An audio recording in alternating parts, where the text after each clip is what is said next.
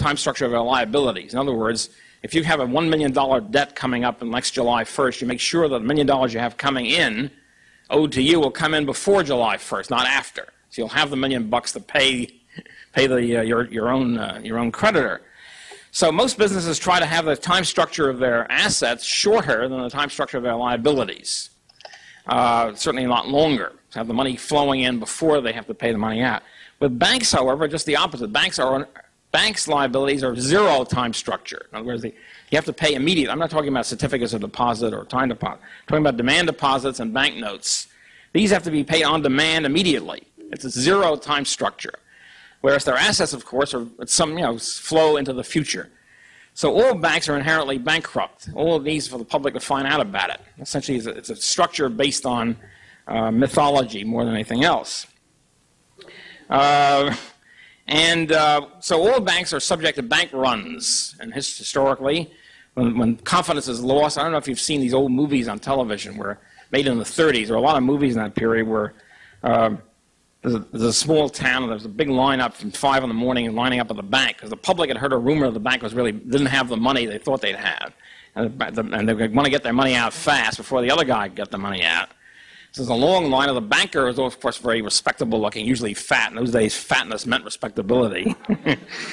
And the banker assured them, no, it's a pack of lies, and I assure you, madam and mister, that the money is there, don't worry about it, so you don't have to take it out.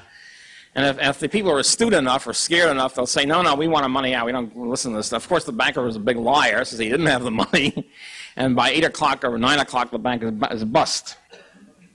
So the banks understand the situation. They're inherently in a state of in bad shape. Plus the fact that if any banks expand their credit, banks that don't expand will have liabilities upon them and will try to cash them in, not because they have no confidence, it's simply in the daily matter of business, and they might go bust for that reason. Any bank that expands beyond what his fellow bankers are expanding will quickly go under. So for those reasons, it became evident to the banking community that in order for these fractional reserve banks to survive, you have to have a central bank, a lender of last resort, as it's called, which will have the resources to bail them out in the case of trouble, and also will be able to centralize reserves so that all banks will more or less expand reserves together. So you don't have a problem with one bank expanding and suddenly being caught up short by the sounder and more conservative banks. All banks will expand through a central banking system. Central bank buying assets and the reserves flooding into the system and the credits, everything ballooning and wafting upward nicely and harmoniously and uniformly. In other words, the banks realize in order to preserve their soundness and structure, they have to have a compulsory cartelized system because voluntary cartels don't work in banking much very well either. So in other words, the turn toward compulsory cartels in banking was very similar, of a piece with the turn toward compulsory cartels in the rest of business, industry, railroads, manufacturing, meat packing, insurance, and everything else.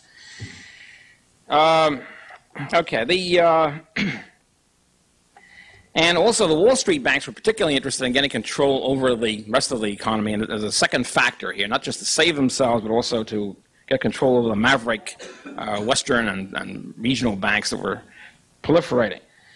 And in particular, the banking firm with the most vision on this subject, the one which always took the lead in cartelization and regulatory commissions and all the rest of it, was the firm of the interest centered around J.P. Morgan and Company.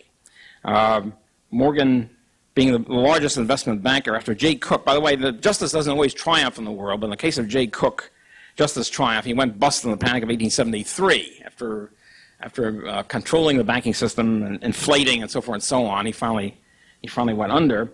After that, J.P. Morgan becomes the preeminent investment banker. And first in the railroads and then in manufacturing, Morgan takes the lead in this vision of a new cartelized system, including a new cartelized banking system. Okay, just to give you an idea, here's a quote here on the role of the Fed and what the people at the time thought the role of the Fed was going to be. Just another point, the theory propounded before the public was, And the public, again, is not going to fall for this very well. So the theory propounded before the public was we need the Fed, one, to catch up with the world, because everybody else had a bank. All other major countries had a central bank. Therefore, we should have it. Secondly, in order to stop wildcat banks from inflating too much, we need a central bank in order to impose stability and make sure there's not to limit any inflationary potential of the private banks. It's very similar to the saying the IC. We need an interstate commerce commission to control the railroads. They won't milk the public by higher freight rates. Actually, the real reason was they wanted to raise private freight rates, railroad freight rates, through the ICC and not to lower them. Similarly here, the propaganda is that we need the Fed in order to control the individual private banks and make sure that they don't expand credit too much. The real reason was they want to expand. They need the Fed to expand credit and maintain the expanded credit so the banks wouldn't go under. We need a lender of last resort. Or to use the phrase very common in that period, the money supply needs to be more elastic. That was the big phrase. We need a Fed because we need the money supply to be more elastic. In other words, the money supply is too rigid. We need to expand it more, especially during recessions and bank panics. We need the Fed to expand money and credit. And so this is what they meant. Elasticity was a sort of euphemism for inflation. At any rate, to quote,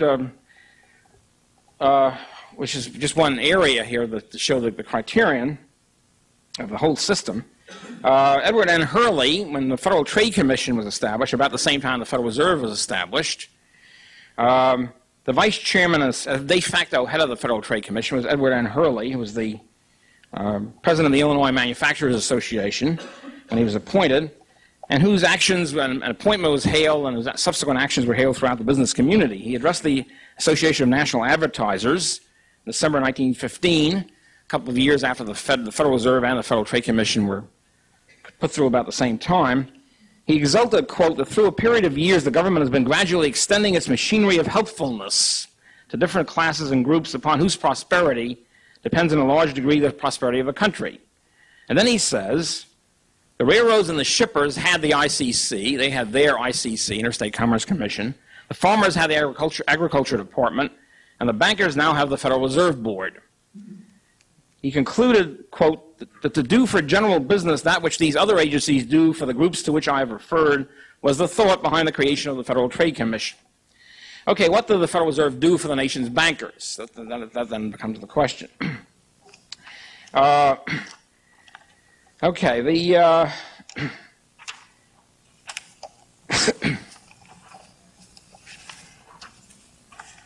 it starts the idea of central banking before the Federal Reserve comes in. The first thought was the Treasury would do it. Instead of creating a Federal Reserve, maybe the Treasury Department could act as a central bank on its own. And then, for example, in